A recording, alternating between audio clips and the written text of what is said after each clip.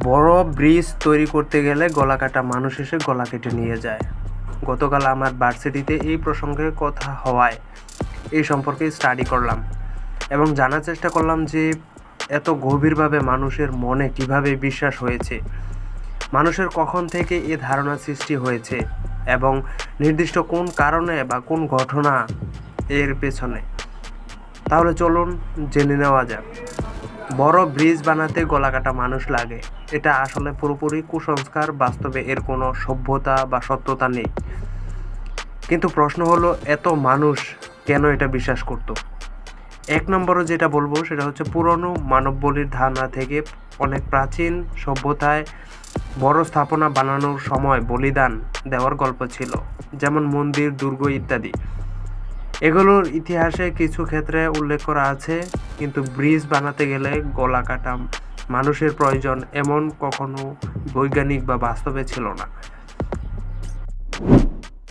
Number 2, অজানা জিনিসের ভয়। আগে যখন বড় ব্রিজ বা রেল লাইন তৈরি করা হতো, সাধারণ মানুষ এসব বুঝতো না। হঠাৎ বিশাল কাজ হলে গুজব ছড়াতো, যেমন কিছু একটা গোপন ব্যাপার আছে, মানুষের মাথা লাগছে, মানুষ লাগছে।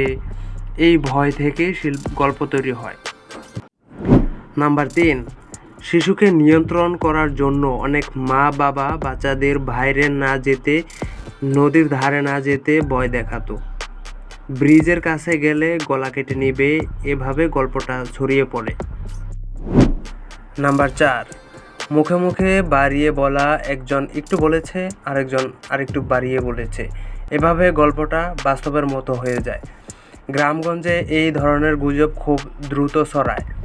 কিন্তু প্রশ্ন হচ্ছে, নির্দিষ্ট কোন ঘটনা আছে?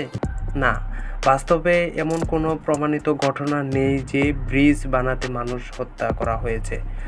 এটা পুরোপুরি গুজব প্লাস ভয় প্লাস পুরনো কাহিনীর মিশ্রণ। কিন্তু কেন এত গভীরে ঢুকে গেছে? কারণ ছোটবেলা থেকে শুনে আসা বড়দের কাছ থেকে বিশ্বাসযোগ্য মনে হয়, ভয়ের গল্প বেশি মনে থাকে। অনেক পুরনো সভ্যতায়, বিশেষ করে লোককথায় বিশ্বাস ছিল যে বড় কিছু নির্মাণ করতে মানুষের বা প্রাণীর বলি দিয়ে সেটাকে টেকসই করতে হয়।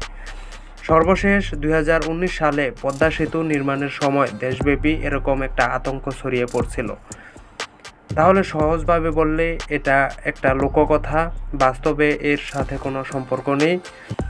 তুমিও ছোটবেলা ভয় পেয়েছো কিনা তা জানাবে কমেন্টে, এবং ভিডিওটা ভালো লাগলে চ্যানেলটি সাবস্ক্রাইব করবা।